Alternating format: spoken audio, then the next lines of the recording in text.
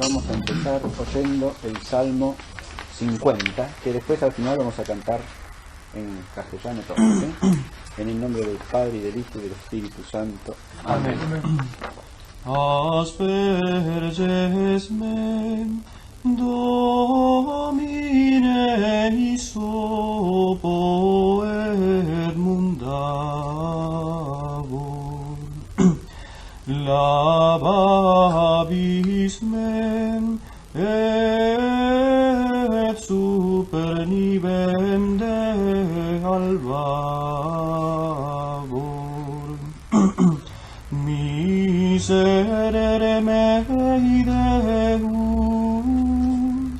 secundum magnam misericordiam tuam. Gloria Patri et Filio et Spiritui Sancto, sicut erat in principio et nunc et semper et in saecula saeculorum. Amen.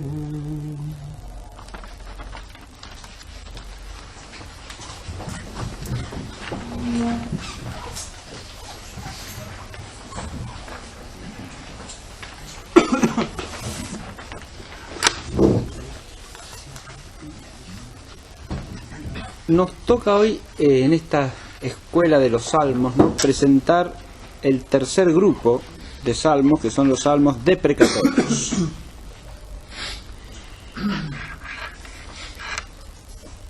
Esta clase la vamos a abordar en un estilo distinto a las dos anteriores por una sencilla razón. La lista de los salmos deprecatorios, uniendo los que son de súplica individual y los de súplica colectiva o del pueblo, como lo llama Drivers, que están también separados acá por una doble barra, unos y otros, superan los 50 salmos, de manera tal que constituyen más de una tercera parte del Salterio. Si a eso le añadimos los grupos que están estrechamente vinculados a estos salmos y que los complementan de algún modo, los que tienen allí salmos contra los impíos, salmos contra los jueces inicuos, salmos sobre la retribución y salmos de confianza, se hacen más de 70, de manera tal que es casi la mitad del Salterio.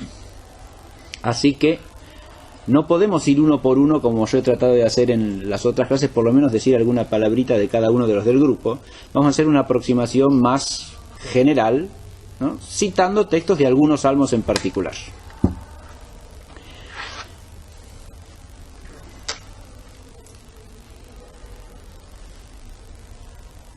Estos, ya doy por descontado que recordamos qué es lo que caracteriza a los salmos deprecatorios desde el punto de vista del género, ¿no?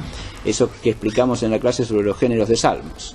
En los salmos deprecatorios nos encontramos con una invocación a Dios, con una súplica o petición, y esa súplica o petición va acompañada de dos elementos fundamentales, ¿no?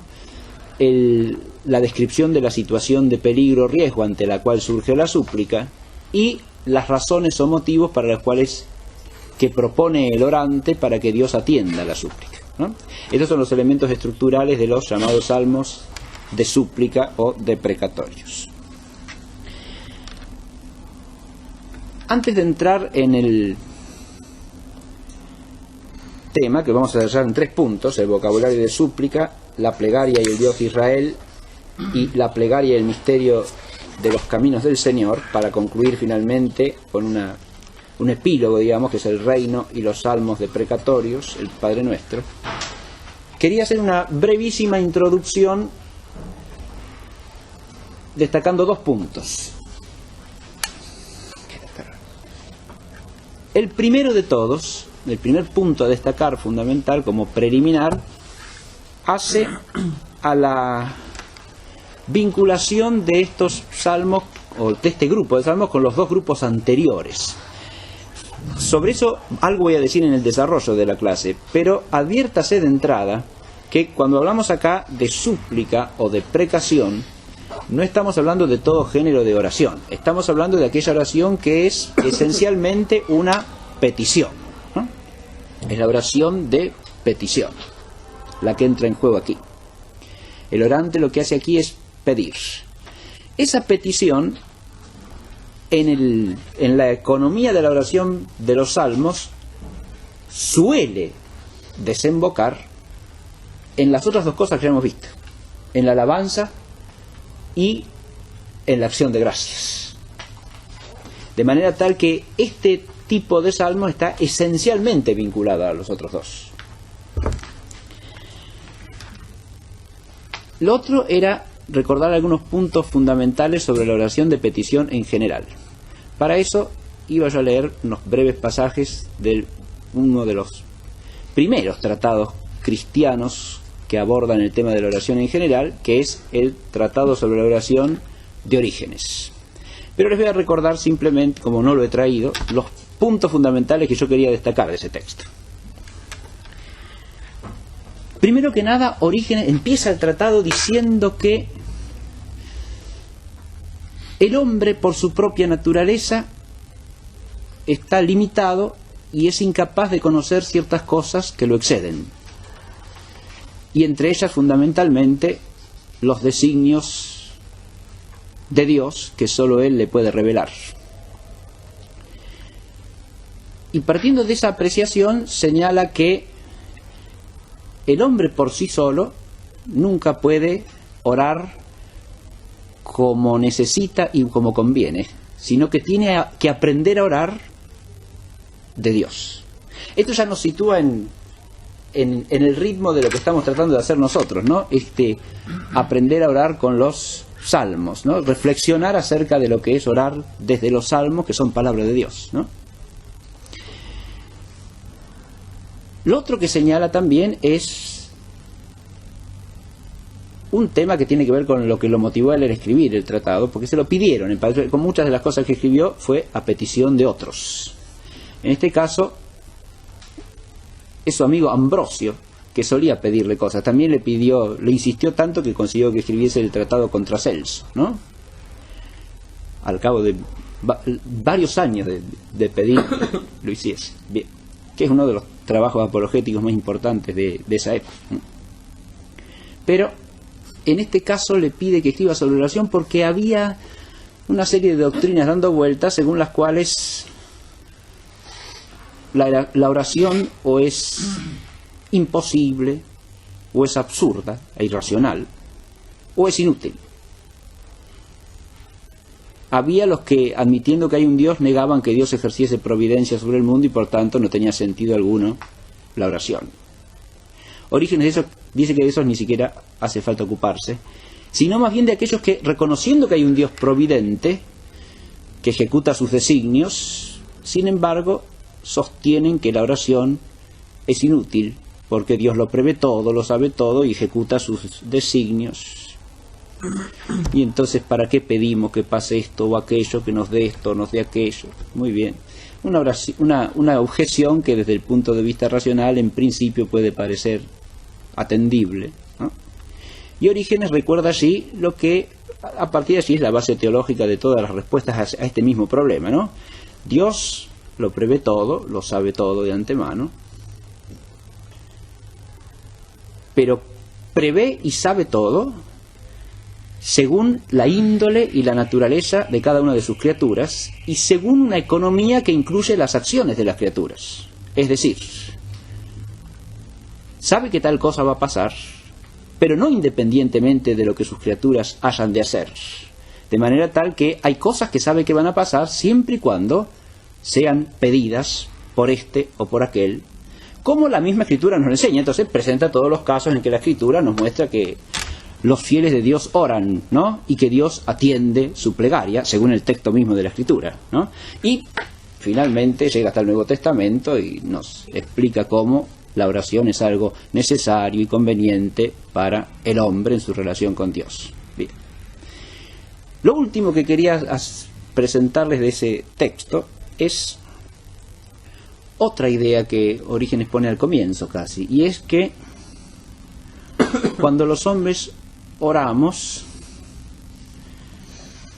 según es necesario y conveniente, conforme a las enseñanzas de Dios mismo que culminan en cómo Jesucristo nos ha enseñado a orar. Por eso todo el tratado termina en una exposición del Padre Nuestro, ¿no? Entonces, la segunda parte de ese tratado es una exposición del Padre Nuestro. Si nosotros oramos como conviene y como es necesario, oramos por la fuerza del Espíritu que se nos ha dado y uniéndonos al Hijo. Es decir, oramos en unión con Dios, en unión vital con Dios. Y además en presencia de todos sus ángeles y santos. Porque si oramos en el Espíritu de la verdad, si oramos en la presencia de Dios, oramos también en comunión con todos los que viven de la gracia de Dios. De manera tal que este es el otro marco que hay que tener en cuenta en relación con todo lo que vamos a decir a continuación sobre la oración, ¿no? Muy bien. Puestos estos preliminares, ahora sí vamos a tratar de entrar en este conjunto tan amplio de salmos.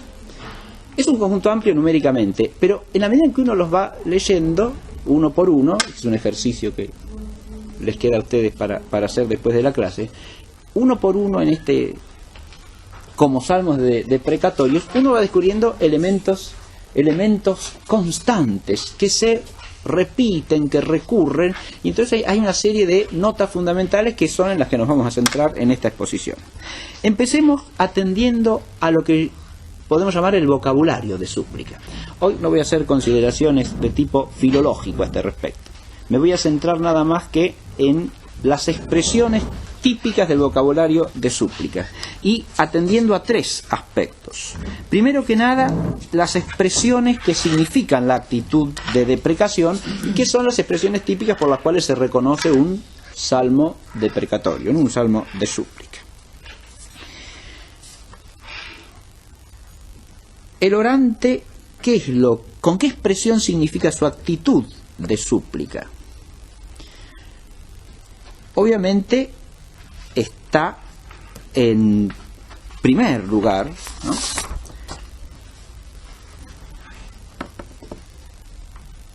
el verbo mismo que significa suplicar, suplico, o elevo mi súplica. Pero además de esto, hay toda una serie de expresiones que amplifican este primer término y le dan una cierta concretud o matices. Por ejemplo, ¿qué es lo que pide? Pide a Dios que atienda su oración, atienda su petición, atienda su clamor. A veces el suplico adquiere una intensidad particular y el fiel no meramente suplica, sino que clama. Clama quiere decir que es una súplica enérgica, es una voz vigorosa de petición desde el fondo de todo el ser, ¿no?, en que participan alma y cuerpo. Es un clamor, es una voz intensa desde la cual el fiel se dirige a su Dios con todo su ser. Le pide entonces que lo atienda, que lo escuche, que lo oiga, que le preste oído, que lo mire. Estas son maneras de suscitar la atención de Dios, ¿no? Atiende a mi súplica, escucha mi clamor, presta oído a mi voz.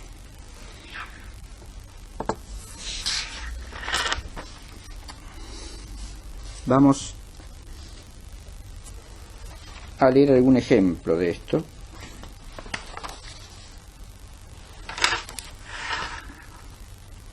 En el Salmo 5,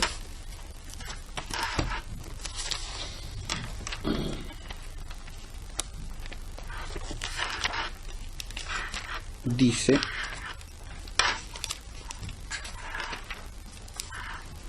cinco, 3 y 4. Perdón, 2, 3 y 4.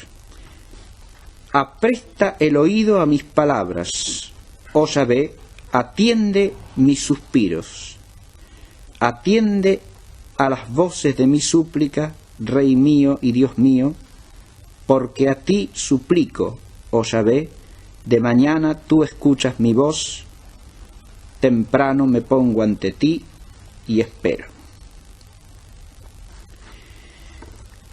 Acá tenemos, fíjense, la súplica misma, dicha 2 veces, y combinada con el clamor de atención a la voz de la súplica. Por eso Dios finalmente lo que hace es prestar oído, ¿no? Oír al que suplica.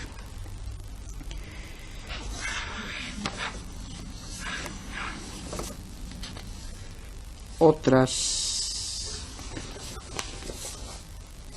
expresiones que suelen aparecer, ¿no?, nos llevan a la idea de no solo del oído de Dios, sino también de la mirada de Dios.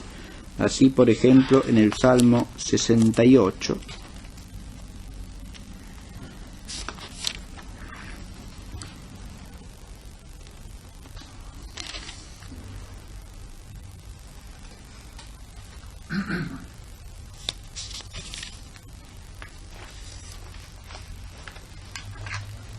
dice así: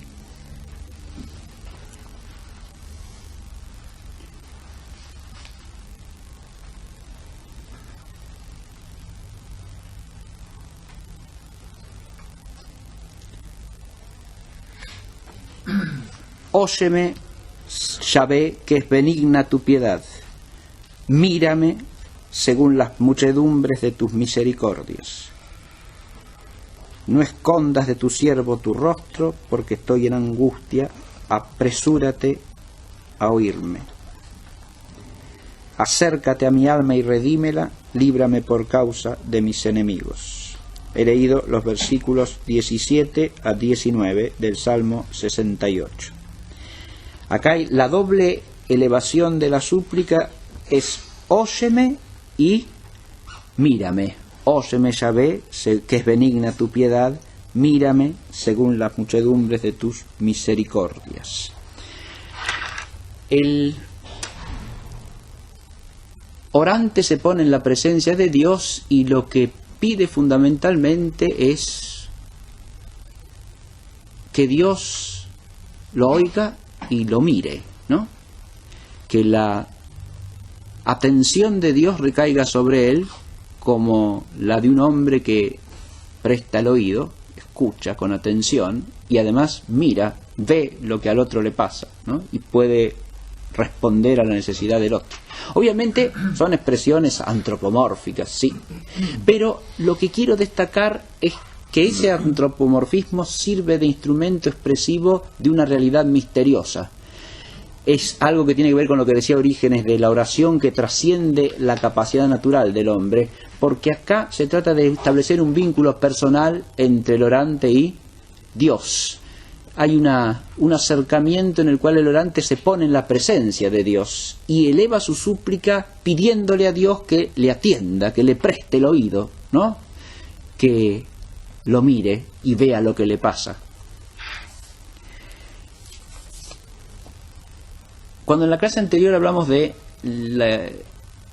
el tema de la acción de gracias, ¿no es cierto?, y el hecho de que la acción de gracias no es frecuente en las religiones extrabíblicas, ¿no?, del entorno del pueblo de Israel, podríamos encontrar un hilo para reflexionar sobre este asunto si advertimos que la acción de gracias también de alguna manera implica el reconocimiento de un vínculo personal, ¿no?, porque no es solamente como alabanza reconocer lo bueno que es Dios intrínsecamente, en sí mismo, alabarlo por su grandeza, por su majestad, por su gloria, sino que es reconocer el bien del que nos ha hecho partícipes, que nos ha dado, que nos ha regalado. Y esta oración de súplica vista desde este clamor, desde este ponerse en la presencia de la mirada y de la escucha de Dios, también nos sugiere este misterio de la relación personal de Israel con su Señor, de los miembros de Israel con el Dios de los vivientes. Este es un primer punto que se podría seguir desarrollando. Por eso dejé los puntos suspensivos, porque esto es una línea de reflexión para entrar en este tipo de salmos. Atender este tipo de expresiones en las cuales se manifiesta la actitud de súplica. Pero al mismo tiempo están esas expresiones que nos manifiestan a lo que se recurre, o sea, a lo que el orante recurre. Y ahí empezamos con el ten piedad, por ejemplo, ¿no? Como en el Salmo del cual oímos de entrada una antífona. Señor, ten piedad de mí, apiádate de mí. Entonces, el que suplica se pone en la presencia de Dios, pide que lo mire, pide que le oiga, pero ¿a qué recurre? Recurre a la misericordia de Dios, sí Señor.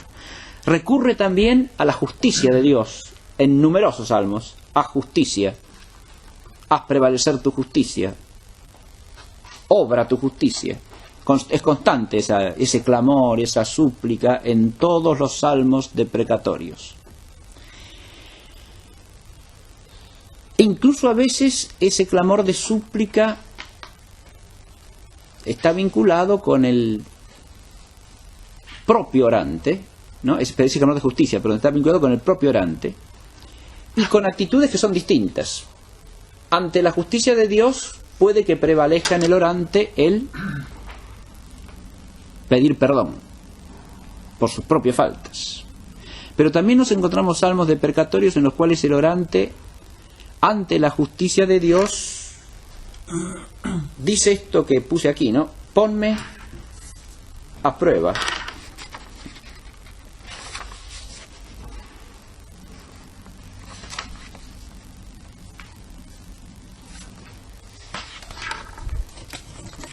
¿Qué quiere decir con ese ponme a prueba? El orante está pidiendo que Dios haga justicia porque a él, que no ha cometido injusticia, se le vienen encima una banda de malhechores que lo asedian. Vamos a leer una expresión de este tipo en el Salmo 25.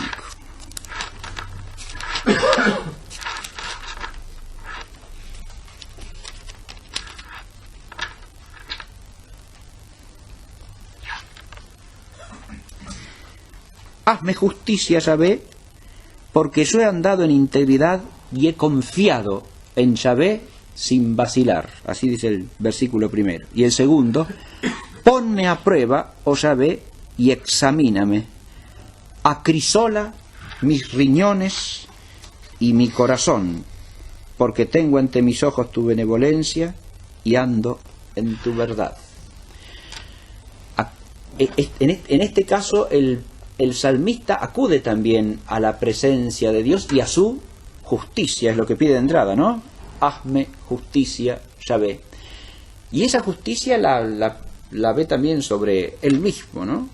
Es una justicia ante la cual él le pide a Dios que lo ponga a prueba, que haga pasar su propio interior por el crisol, ¿no? Lo vea si hay pureza en él, si su petición es sincera o no, ¿no? Si es de ley o es impura. Y lo que dice es que ha confiado siempre en él, ¿no? El motivo por el cual está pidiendo ser pasado por la prueba es que siempre ha confiado en Yahvé, ¿no? Es como una conciencia de integridad lo que tiene acá el salmista, ¿no? Y lo que manifiesta ante Dios. Este mismo poner a prueba aparece también bajo forma condicional, ¿no? Y así en el Salmo 7, por ejemplo, leemos lo siguiente.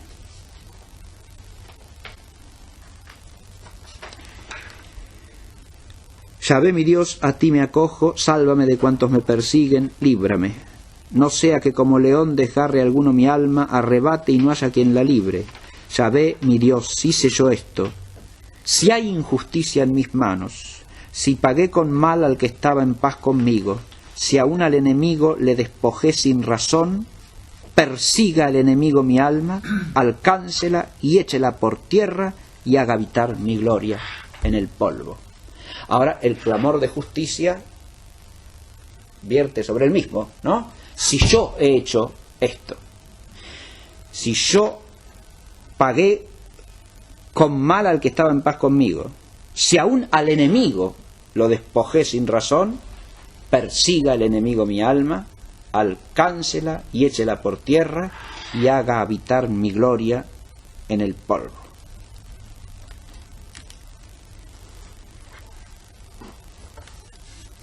Tenemos acá, fíjense, por un lado la actitud que reclama la justicia de Yahvé en toda la extensión, ¿no? Y se reconoce ante Yahvé pecador, como el que pide piedad, ¿no? Pide la clemencia, la misericordia del Señor porque sus pecados son más numerosos que los cabellos de su cabeza, o porque ha pecado contra Yahvé, y entonces implora su misericordia. Por otro lado, el clamor de justicia puede ir acompañado de una conciencia de integridad, ¿no?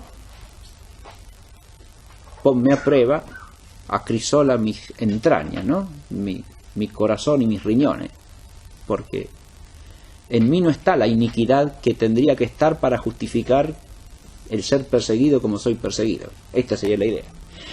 En otros casos, el salmista, como en este, que este es un salmo que se atribuye al profeta, a David, al rey David, está diciendo que sí en él está la falta, de la que no tiene conciencia, pero es posible que la tenga, que la justicia de Yahvé caiga sobre él.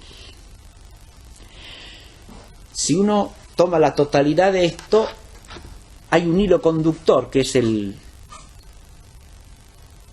amor por la justicia de Yahvé, ¿no? El anhelo de que se cumpla la voluntad de Yahvé y que la bondad de Yahvé sea servida y sea cumplida.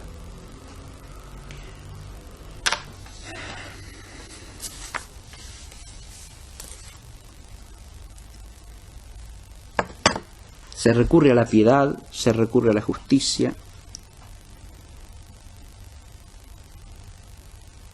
Se recurre también a la omnisciencia de Dios y a su omnipotencia. Eso es constante también en los salmos de deprecación. Porque muchas veces el salmista, para poner su causa en la presencia de Dios, lo que dice es: mira, tú lo sabes todo. Tú ves todo lo que me pasa, tú ves quién soy, conoces hasta el fondo de mis entrañas y conoces el ánimo que hay en mí y el ánimo que hay en los otros, en los perseguidores, en los que lo atacan, etc. Se recurre constantemente a la omnisciencia de Dios. Esa mirada de Dios que ha sido invocada de entrada aparece manifestada como esa mirada del Dios que lo ve todo, que ve hasta lo que los hombres no vemos. Y al mismo tiempo se recurre también a la omnipotencia de Dios, a su soberana omnipotencia.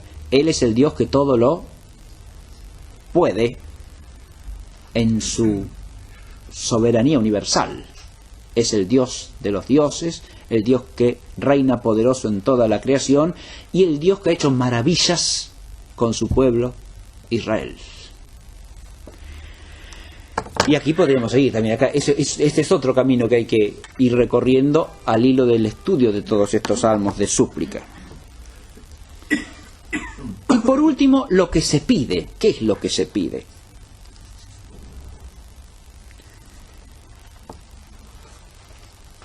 Aquí yo he puesto toda una serie de peticiones que son recurrentes en los salmos, en todo este grupo. Sáname, líbrame, sálvame, perdóname, enséñame, guíame, manifiéstate, muéstrame tu rostro. Estas peticiones pueden ser así, personales, individuales, como están aquí, o a veces tienen un carácter colectivo. Cuando es el pueblo el sujeto de la oración, entonces es líbranos, sálvanos, guíanos, ¿no? Manifiesta tu misericordia sobre nosotros. El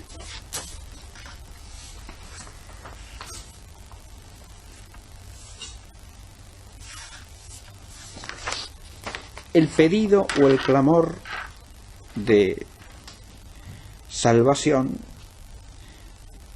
lo podemos ejemplificar muy sencillamente con el Salmo 6.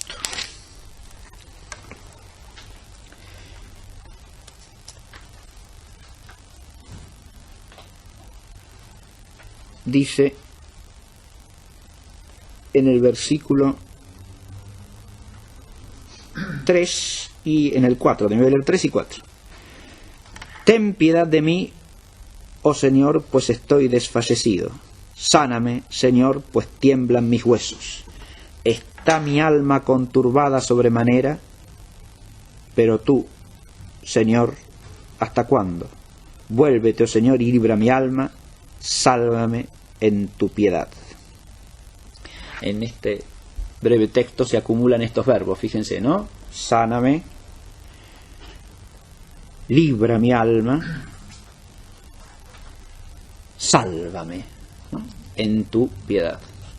Es el clamor de salud, de libertad, de salvación. Tres nociones que forman una unidad profunda en todo el lenguaje de los salmos. El clamor por ser sanado es el clamor por la liberación de los males que acechan al fiel, ¿sí? La muerte, la enfermedad, que como decíamos en las clases pasadas son el signo de la fragilidad del hombre y del pecado. El ser sanado y liberado es, en definitiva, ser salvado. Este clamor adquiere también otros matices y lo que pide en su plegaria el fiel es ser salvado, no ya de algo que viene de fuera de él, que eso es lo que pasa en la mayoría de los salmos. Se pide la salvación, la salud, la liberación de un peligro que acecha, ¿no? Los enemigos que acosan, que maltratan, que persiguen, que tienden trampas, que se mofan, que se burlan, que en su impiedad y en su maledicencia dicen mal del fiel y dicen mal de Dios mismo. O sea, en eso vamos a entrar enseguida. Pero al mismo tiempo a veces la liberación o la salvación recae en algo que viene desde dentro del propio fiel. Así, por ejemplo,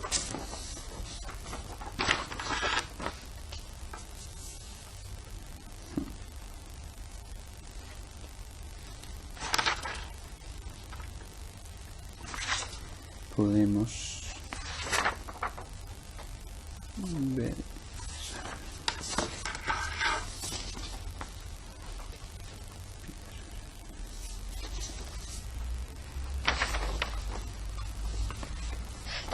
dos.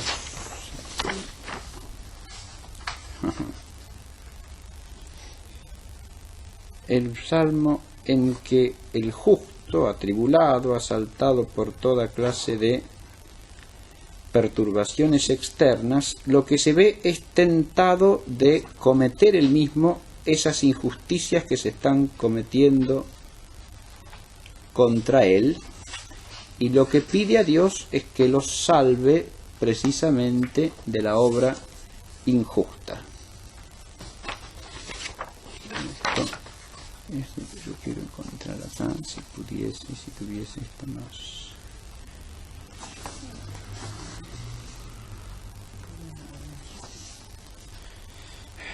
Bueno.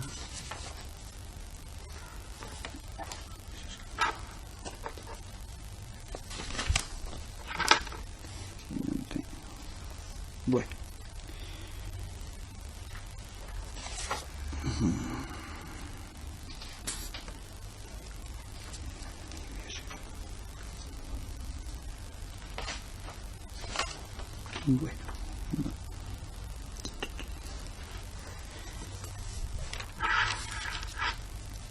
Muy bien.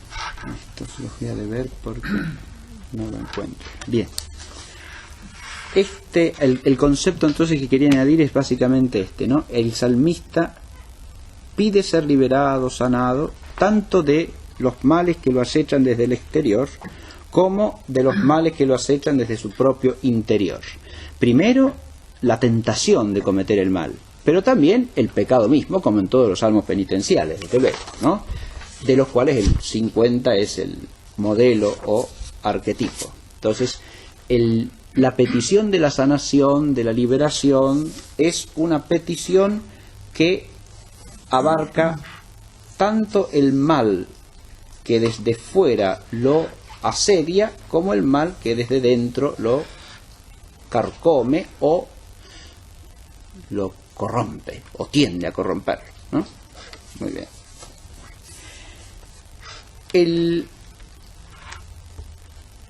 Las otras expresiones que he puesto aquí, enséñame, guíame, ya implican otra línea de la petición. Está el líbrame, el sálvame, pero el líbrame y el sálvame hay que tomarlos también en composición con el enséñame, guíame, porque este Dios libra y salva también al hombre a través de su palabra, que es luz y es verdad para el fiel, de manera tal que lo libra y lo salva enseñándole y guiándolo en el camino recto y concretamente en el camino de su existencia. Por último, el clamor también se centra en la manifestación de Dios. Se le pide a Dios que salve, que sane, que libere, se le pide que guíe, que enseñe, pero se le pide también que se manifieste. Es una petición también recurrente en todos los salmos de súplica. Dios es invocado para que salve, pero hay casos en los cuales la salvación es implorada para que los enemigos del pueblo conozcan la bondad de Dios. Es decir, para que Dios se manifieste. Esto lo encontramos muy claramente tanto en salmos de súplica individual como en los salmos de súplica colectiva, ¿no? Así, por ejemplo, si tomamos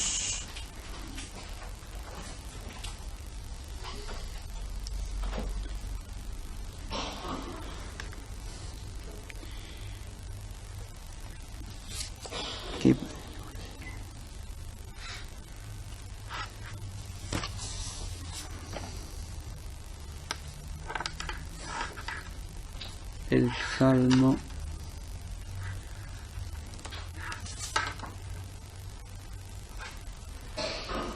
78,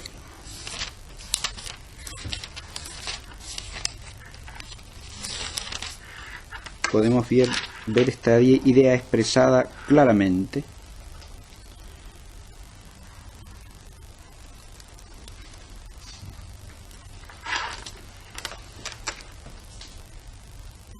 Socórrenos, oh Dios Salvador nuestro, por la gloria de tu nombre. Líbranos y perdona nuestros pecados por tu nombre. ¿Por qué van a decir las gentes, dónde está su Dios? Sea notoria a las gentes y a nuestros ojos la venganza de la sangre derramada de tus siervos. Llegue a tu presencia el gemido de los cautivos, conforme a la grandeza de tu brazo, conserva a los condenados a muerte. Acá está el tema de ¿por qué han de decir las naciones dónde está su Dios? Entonces, el clamor acá es que Dios obre para que se manifieste ante todas las gentes. Por eso también es una expresión típica de lo que se pide esta del manifiéstate, ¿no? Muéstrame tu rostro, que es una expresión bellísima desde el punto de vista poético. Se le pide a Dios que muestre su rostro, es decir, que obre lo que se le pide, esa obra de liberación, de salvación, esa obra de guía, de enseñanza, que la obre y al obrarla su rostro quede patente ante los hombres. Es sobre ese rostro que trata el segundo punto de la clase, ¿no? La plegaria y el Dios de Israel, porque a través de la plegaria se nos manifiesta el rostro de Dios. El Dios de los salmos de súplica es, en primer lugar, el Dios que responde a la súplica de sus fieles, al clamor de su pueblo, que se ha manifestado poderosamente en medio de su pueblo y en la vida del fiel que implora, y que es por lo tanto la roca, el escudo, la ciudadela, la fuerza salvadora, el libertador.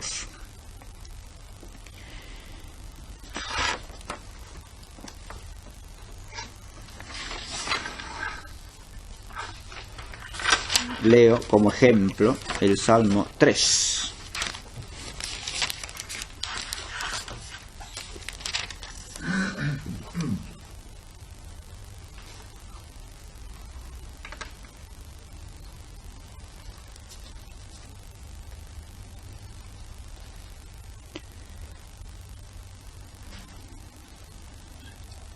Tú, oh Yahvé, eres escudo en torno mío, mi gloria, el que me hace erguir la cabeza. Clamaba con mi voz a Yahvé, y él me respondió desde su monte santo. Yo me acostaba y yo me dormía y despertaba, porque Yahvé me defendía. No temo a los muchos millares del pueblo que en derredor mío acampan contra mí. Álzate, oh Yahvé, sálvame, Dios mío. Tú hieres en la mejilla a todos mis enemigos, tú rompes los dientes a los impíos. Tuya es, oh Yahvé, la victoria, venga sobre tu pueblo tu bendición. Aquí Yahvé es el escudo y es la gloria del fiel. Es también la defensa de su vida. Es aquel que lo hace despertar, porque lo defiende, ¿no? Después de acostarse y dormirse, despertaba, dice, porque Yahvé me defendía. Es la protección de su vida aun cuando duerma, ¿no?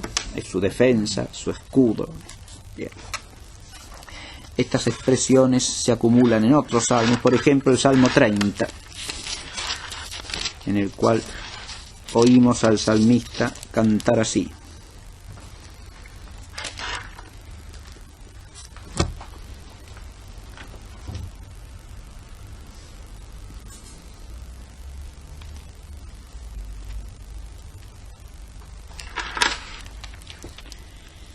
Inclina a mí tus oídos, apresúrate a librarme. Sé para mí roca inexpugnable, ciudadela para mi salvación. Pues tú eres mi roca, mi ciudadela. Por amor de tu nombre tú me guiarás y conducirás. Me sacarás de la red que me han tendido, porque tú eres mi fortaleza. En tus manos encomiendo mi espíritu, tú me has rescatado, Yahvé, Dios fiel. Tú aborreces a los servidores de los vanos ídolos, pero yo a Yahvé me confío.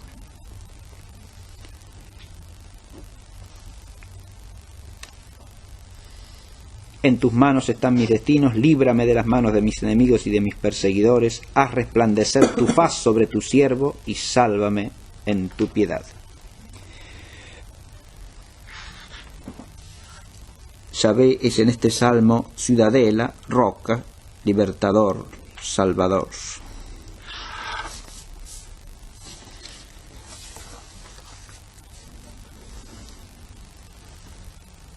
Esta presencia activa, poderosa, de Yahvé en medio de sus fieles, es la primera manifestación del rostro de Dios desde la visión de los salmos de súplica. La segunda es Dios como Señor de la justicia.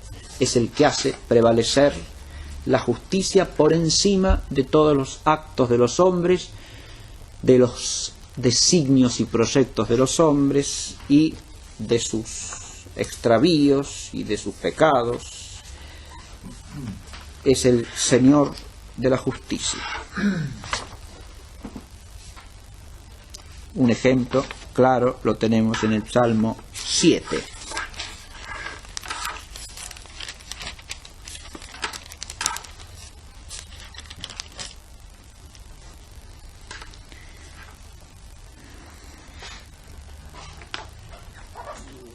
Mi escudo es Dios, que salva a los rectos de corazón.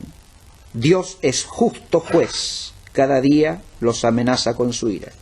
Si no se convierten, afila su espada, tiende su arco y apunta, apareja los instrumentos de muerte, hace encendidas sus saetas.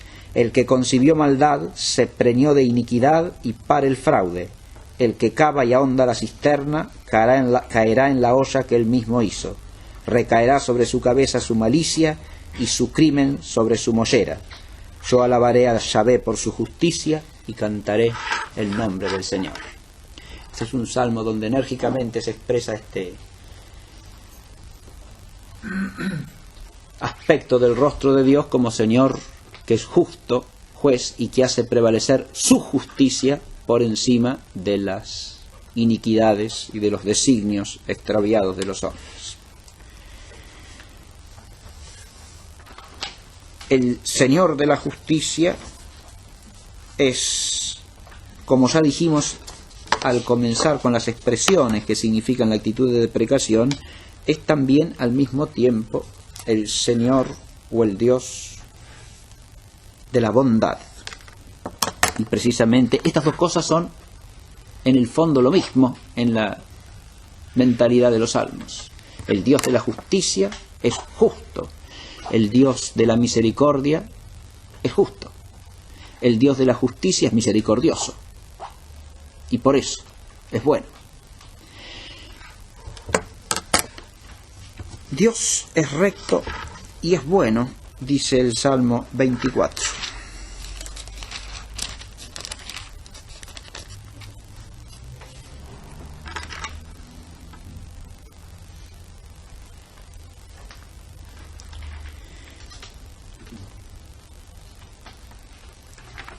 Muéstrame, Yahvé, tus caminos, adiéstrame en tus sendas.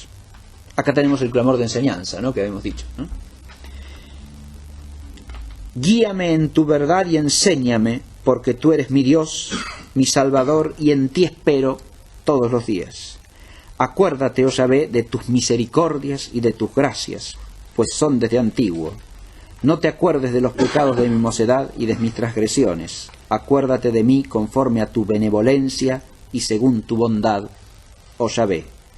Bueno y recto es Yahvé, por eso señala a los errados el camino, y guía a los humildes por la justicia, y adoctrina a los pobres en sus sendas. Todas las sendas de Yahvé son benevolencia y verdad para los que guardan su alianza y sus mandamientos. Por amor de tu nombre, oh Yahvé, perdonas mis ofensas, por grandes que sean. ¿Quién es el hombre temeroso de Dios? Él le enseñará el camino que ha de elegir. Su alma morará en el bienestar y su descendencia heredará la tierra. Acá tenemos la manifestación de la bondad y de la misericordia del Dios de Israel. Una bondad y una misericordia que acompaña siempre a sus fieles, a los que temen su nombre, a los que confían en él, y que precisamente porque le reconocen como el Dios de la bondad y la misericordia pueden pedirle que perdone sus faltas. Esa manifestación de la misericordia está asociada, está correlacionada con la piedad y con la fidelidad, no como infalibilidad, sino como actitud de reconocimiento de que sólo del Dios soberano de la justicia y de la misericordia puede venir el perdón del que el hombre en su fragilidad de pecador está necesitado. Y ese perdón implica reconocerle a Él como el Señor de la bondad y de la rectitud, como dice aquí, bueno y recto es Yahvé, y todas sus sendas son benevolencia y verdad.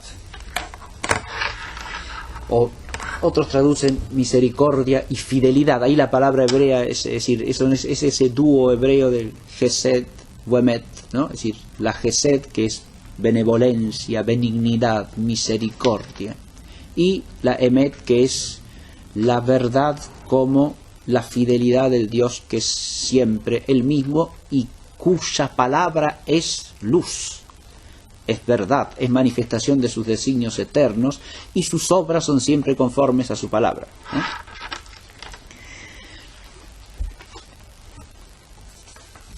Y es ahí donde desembocamos precisamente para concluir esta pequeña introducción a la manifestación del rostro de Dios en los salmos de deprecación, y es la idea del Dios fiel precisamente. La paz de Dios se manifiesta en última instancia en su fidelidad.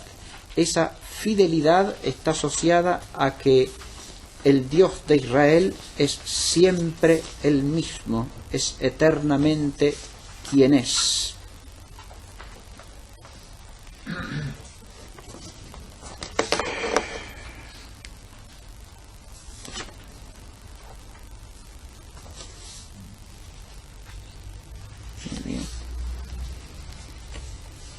Esa fidelidad indefectible de Yahvé es, sin embargo, la que da pie al tercer momento de esta clase, porque una lectura de este grupo de salmos no puede dejar de plantearnos un problema. Es un problema que está explicitado en estos salmos.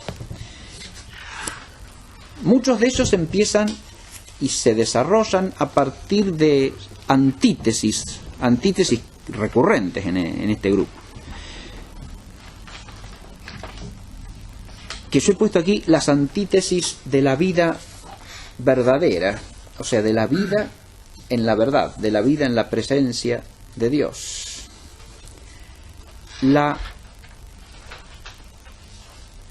Esas antítesis, según estos salmos, las podríamos centrar primero en la piedad frente a la impiedad, la justicia y la injusticia, los que buscan a Dios y los que niegan a Dios, el odio de la injusticia y el odio a los justos, o sea, a la manifestación de la justicia en los justos. Podríamos decir que el grueso de los salmos está impregnado de esto. El grueso de este grupo de salmos de súplica está atravesado por estas antítesis, ¿no? Vamos a tomar algún ejemplo de esto, ¿no?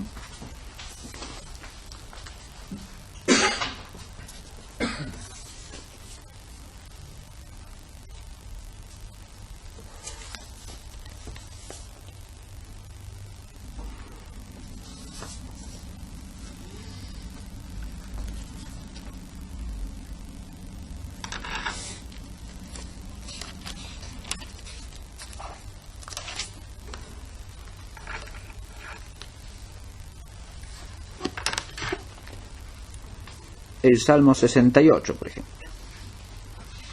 Sálvame, oh Dios, porque las aguas han entrado hasta el alma.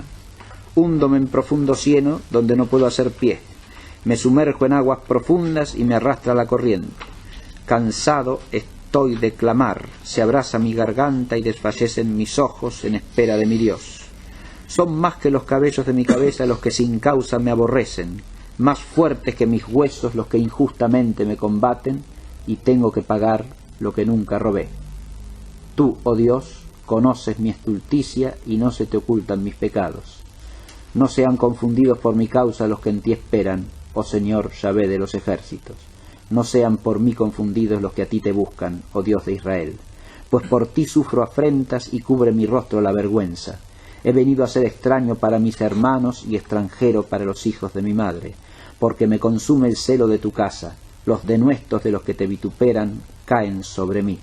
Cuando lloro y ayuno, toman pretexto para insultarme.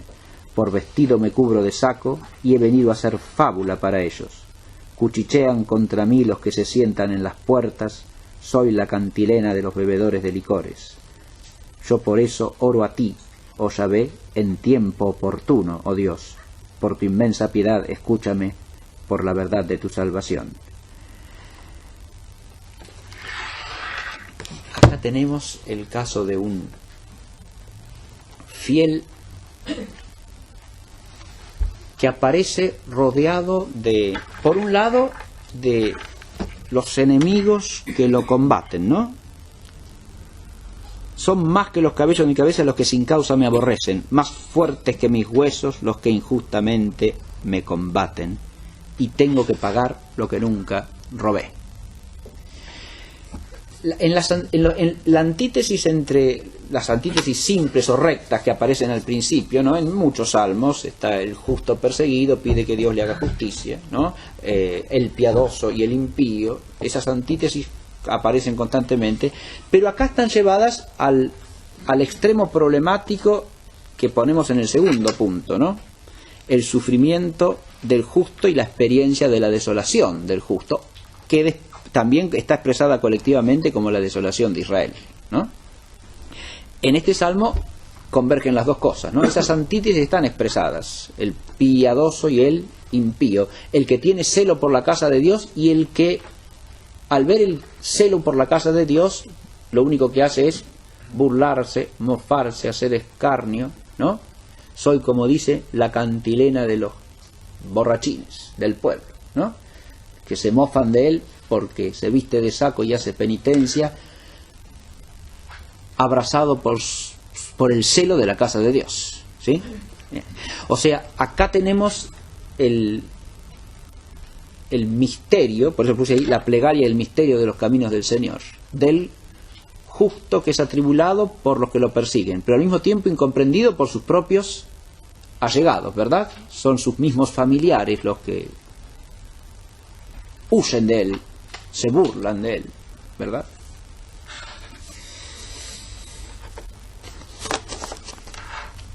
En el caso de la personalidad colectiva del pueblo, esto también se ve expresado ampliamente.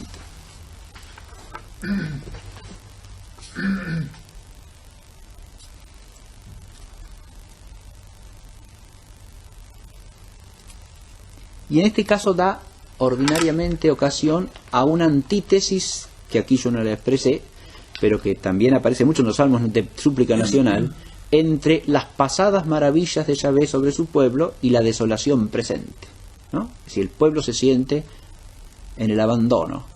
El Dios que ha obrado poderosamente maravillas por su pueblo, ahora lo ha expuesto a la derrota por sus enemigos, a la destrucción del templo, a la desolación del templo.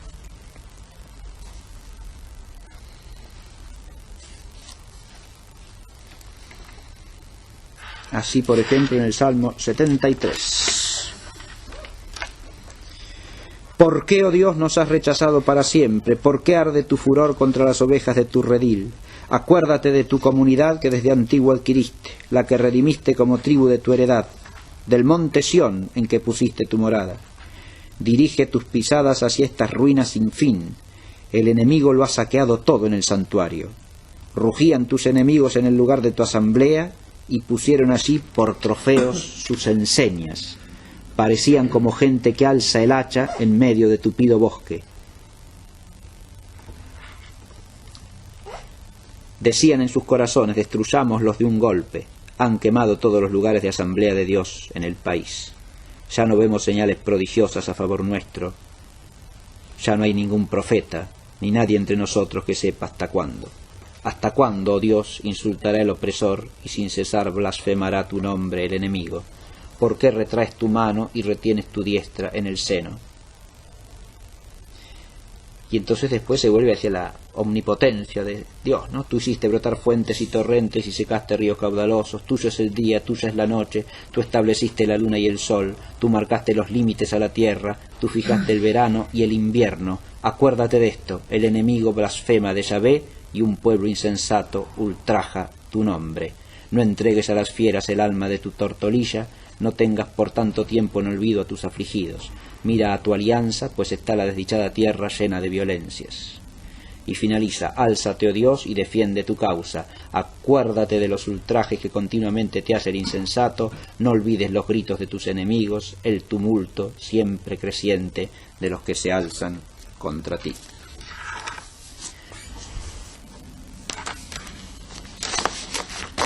Esta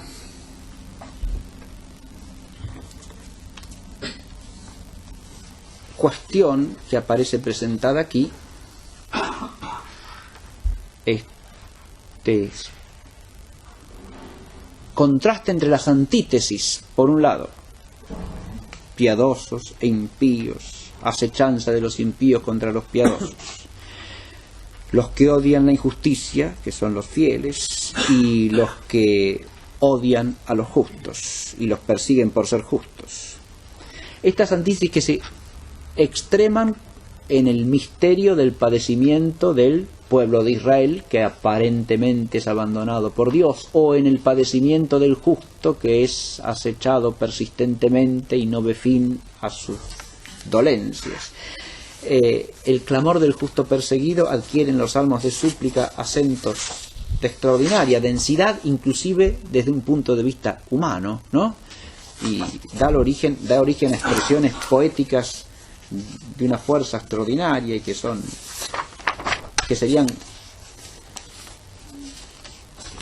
clásicas desde el punto de vista de cualquier poesía, ¿no?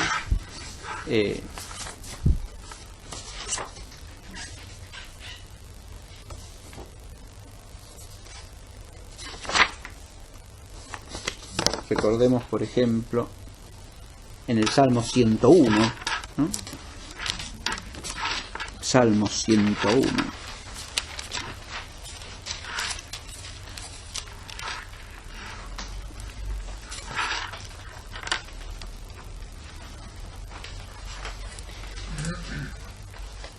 Escucha, Yahvé, mi oración y llegue a ti mi clamor. No escondas de mí tu rostro en el día de mi angustia. Inclina tus oídos a mí. Cuando te invoco, apresúrate a oírme. Pues se desvanecen como humo mis días y se tuestan mis huesos como en horno. Marchitado como hierbas se deseca mi corazón, pues me olvido de comer mi pan. Por la voz de mi gemido se pegan mis huesos a la piel. Me asemejo al pelícano del desierto. Soy como búho entre las ruinas. Me desvelo y sollozo como pájaro solitario sobre el tejado. Todo el día se burlan de mí mis enemigos, se enfurecen contra mí y me execran. Como el pan como si fuera ceniza, y mi bebida se mezcla con lágrimas. Por tu indignación y tu ira, porque me tomaste y me lanzaste, mis días son como sombra que se inclina, y me seco como hierba. Pero tú, Yahvé, te sientas en tu trono por siempre, y tu memoria permanece por generaciones y generaciones. Y a partir de aquí ya el salmo se abre a la grandeza soberana y a la misericordia de Dios. Esta temática es la que da origen a esos grupos complementarios de salmos que presentamos en la primera hojita, ¿no? En estos grupos complementarios, los salmos contra los impíos, los salmos contra los jueces inicuos, los salmos sobre la retribución y los salmos de confianza, nos encontramos con una diferencia en relación con los salmos de súplica en general. Son salmos de tono sapiencial. No están centrados en la súplica, están centrados en transmitir una enseñanza, pero una enseñanza que surge de la reflexión o de la meditación de la problemática de esta súplica. Y precisamente de esta problemática que acabamos de decir aquí. Si uno los lee desprevenidamente sin correlacionarlos con esto, no alcanza a entender la totalidad y la profundidad auténtica de estos salmos.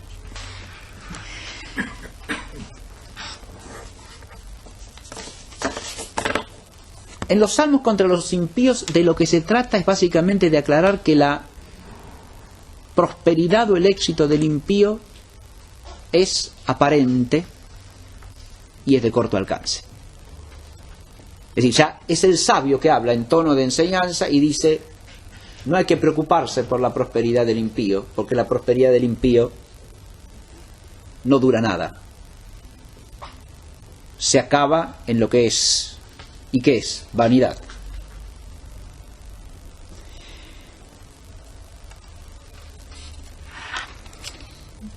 Vamos a tomar uno como ejemplo. Salmo 10.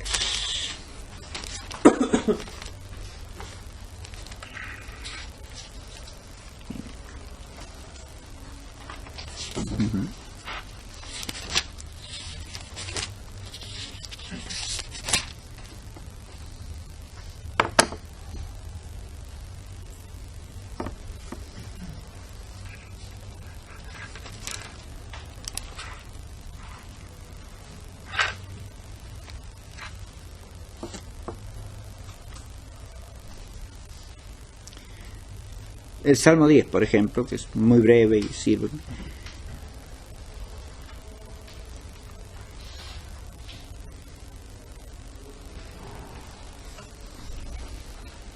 Yo confío en Yahvé, ¿cómo pues decís a mi alma, vuela al monte como pájaro? Pues he aquí que tensan los impíos su arco, ajustan a la cuerda sus saetas para tirar en las tinieblas sobre los de recto corazón. Si los fundamentos se destruyen, ¿qué podrá hacer el justo? Este es el clamor del que cree que el impío puede auténticamente prevalecer, ¿no? Escápate, huye al monte como un pájaro. Pues los impíos tensan su arco, ajustan a la cuerda sus saetas. Si los fundamentos se destruyen, ¿qué podrá hacer el justo? Y ahora viene la respuesta sapiencial. Está Yahvé en su santo palacio, tiene Yahvé en los cielos su trono, sus ojos contemplan la tierra, sus párpados escudriñan a los hijos de los hombres. Yahvé prueba al justo y al impío, y su alma aborrece al que ama la violencia. Lloverá sobre los impíos carbones encendidos, fuego y azufre, y huracanado torbellino será la parte de su cáliz, porque justo es Yahvé y ama lo justo, y los rectos contemplarán su faz.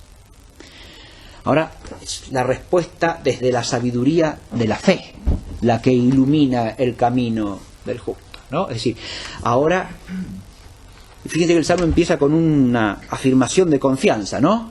Yo confío en Yahvé, ¿cómo pues decís a mi alma, vuela al monte como pájaro? En los salmos contra los jueces inicuos se trata también de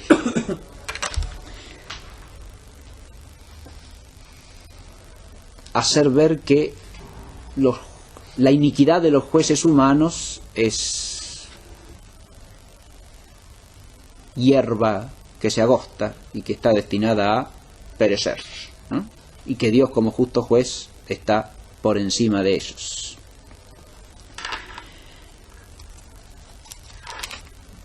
Los salmos de retribución abordan el problema de una manera más compleja y más completa, si se quiere.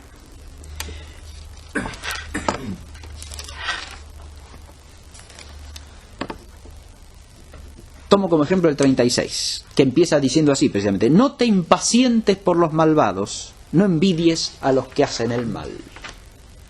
Ya de entrada vemos este tono, no es la súplica, no es el clamor de súplica del fiel en la angustia, es el tono sereno que desde la hondura de la fe transmite la lección sapiencial que guía al recto de corazón, ¿no? No te impacientes por los malvados, no envidies a los que hacen el mal, porque como el heno presto se mustiarán y cual la hierba verde se agostarán. Tú confía en Yahvé y obra el bien, habita en la tierra y apaciéntate de confianza. Haz de Yahvé tus delicias y te dará lo que tu corazón desea. Encomienda a Yahvé tus caminos, confía en Él y Él obrará. Y hará salir como la luz tu justicia y tu derecho como el mediodía. Aquíétate en Yahvé y espera en Él. No te impacientes por la prosperidad de sus caminos, de los que obran la iniquidad. Depón el enojo y deja la cólera. No te excites, que a mal solo conduce. Porque los malvados serán exterminados, pero los que esperan en Yahvé poseerán la tierra. Este salmo, no lo leo completo, pero ya basta esto para advertir el tono y el sentido sapiencial de este tipo de salmos, que se llaman salmos de retribución. Y lo mismo pasa en los salmos de confianza, que son precisamente una expresión de la confianza como actitud fundamental, más allá de las apariencias, ¿no? En la historia personal y en la historia del pueblo. Es una confianza que tiende hacia el término final. Es una confianza escatológica. Es una confianza en el reino de Dios.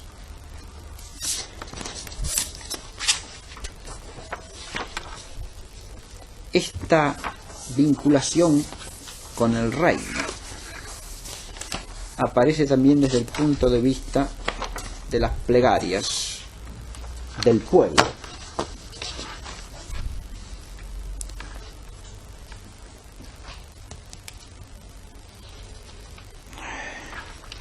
En el Salmo 84, que es un salmo de plegaria del pueblo,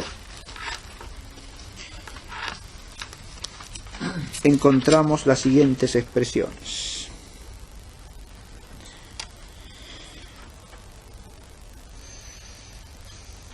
Se trata de un salmo que habla ya del retorno de los exiliados de Babilonia, ¿no? Yahvé vuelve del exilio. Yahvé hace volver al pueblo del exilio. Israel vuelve del exilio. Los cautivos de Jacob retornan. Yahvé ha perdonado la iniquidad de su pueblo, ha ocultado sus pecados, ha apartado su furor y su cólera de su pueblo. Pero el pueblo, al mismo tiempo que retorna, experimenta una falta de vida, si se quiere, de vitalidad. Es como si ese retorno no estuviese acompañado de el retorno de Yahvé, como si volviese el pueblo, pero no volviese Dios a estar presente plenamente en medio de su pueblo. Y entonces dice así el salmista: ¿no vas a devolvernos la vida para que tu pueblo pueda gozarse en ti? Haznos ver, oh Yahvé, tu piedad y danos tu ayuda salvadora.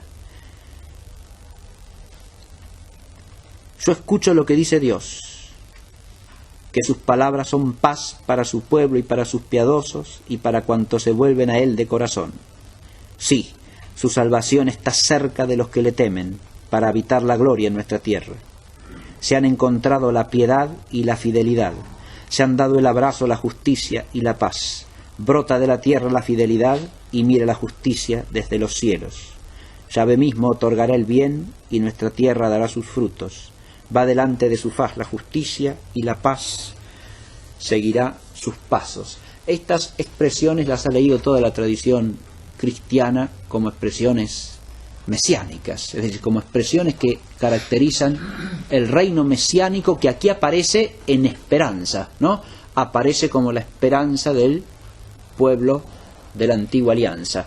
Son expresiones que están conectadas estrechamente con la revelación profética acerca del reino. Y aquí, en el horizonte del pueblo que retorna, acrisolado precisamente por la experiencia del destierro, purificado por esa experiencia, surge el horizonte final de toda la plegaria, de toda la súplica de Israel. Y esa súplica, en definitiva, es la súplica que atraviesa todo lo que hemos dicho hasta aquí. Al pedir la salvación, al pedir la salud, al pedir la vida, al pedir la manifestación de Dios, al pedir que el rostro de Dios se haga patente sobre sus fieles, al pedir la justicia de Dios, al imprecar contra los injustos y contra los inicuos que persiguen al pueblo de Dios y que blasfeman contra Dios. El pueblo lo que está pidiendo es que venga el reino de Dios. Esa venida del reino implica el cumplimiento de las promesas y de los designios de Yahvé, de cuya esperanza vive el pueblo.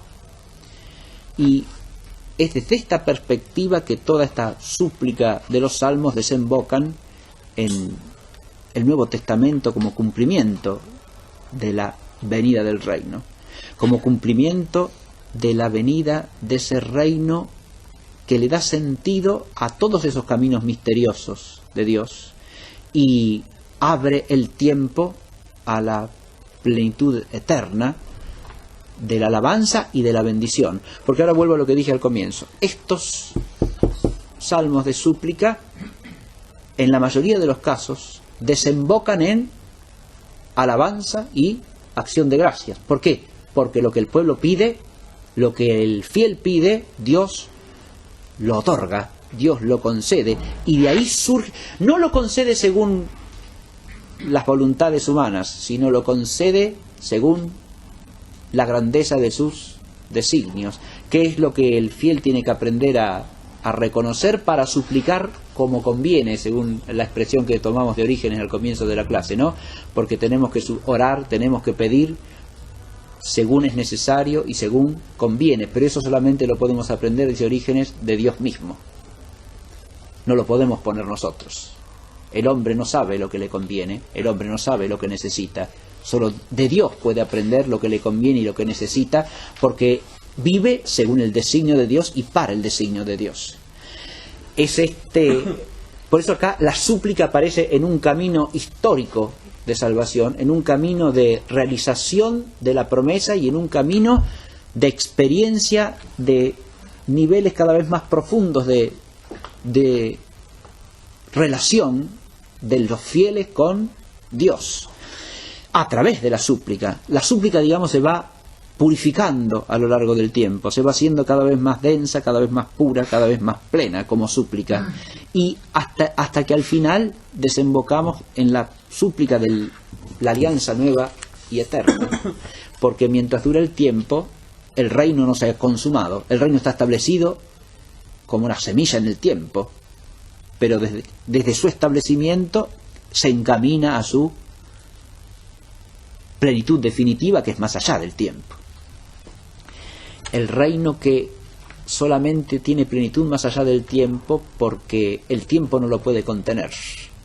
No porque el tiempo no sea abarcado por el reino, porque todo lo temporal está llamado a ser el reino. Todo sin excepción.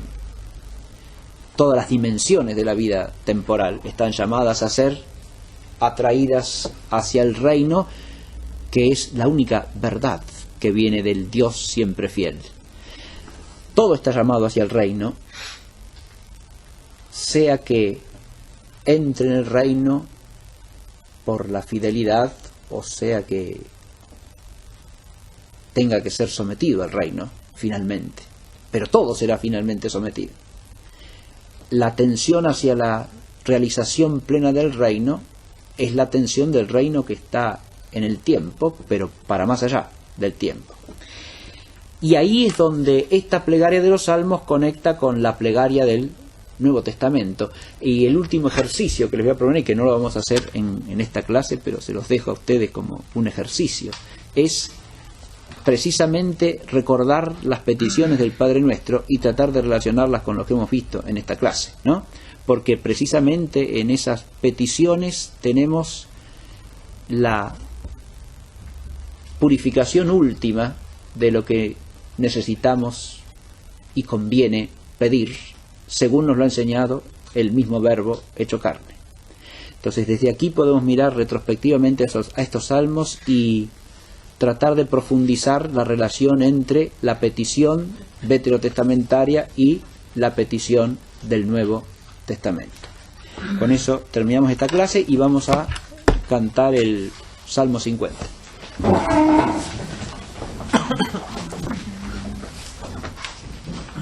Piedad, Señor, pecamos contra ti. Piedad, Señor, pecamos contra ti. Piedad de mí, Señor, por tu bondad, por tu gran compasión borra mi culpa. Purifícame a fondo del pecado, de mi maldad límpiame, Señor. Piedad, Señor, pecamos contra ti. Yo reconozco mi culpa, Señor, tengo siempre presente mi pecado. Contra ti solo pequé, haciendo lo que es malo a tus ojos. Piedad, Señor, pecamos contra ti. eso eres justo en tu sentencia, tu juicio es irreprochable. Tú sabes que yo nací culpable, pecador mi madre me engendró. Piedad, Señor, pecamos contra ti. Tú amas el corazón sincero y me enseñas la verdad en mi interior. Purifícame, Señor, quedaré limpio, quedaré más blanco que la nieve. Piedad, Señor, pecamos contra ti. Dame, Señor, tu gozo y tu alegría, que se alegre mi cuerpo quebrantado. Aparta tu vista de mis culpas y borra todos mis pecados. Piedad, Señor, pecamos contra ti. Señor, crea en mí un corazón puro y renueva la fuerza de mi alma. No me alejes, Señor, de tu presencia, ni retires de mí tu Santo Espíritu. Piedad, Señor, pecamos contra ti. Concédeme la alegría del perdón, que tu aliento generoso me sostenga. Mostraré a los pecadores tus caminos, y hacia ti volverán los extraviados. Piedad, Señor, pecamos contra ti. Líbrame de mis culpas, Dios mi Salvador, y cantaré con gozo tu justicia. Señor, abre mis labios, y mi boca anunciará tus alabanzas. Piedad, Señor, pecamos contra ti. Gloria al Padre, y al Hijo, y al Espíritu Santo. Como era en el principio, ahora y siempre, por los siglos de los siglos. Amén.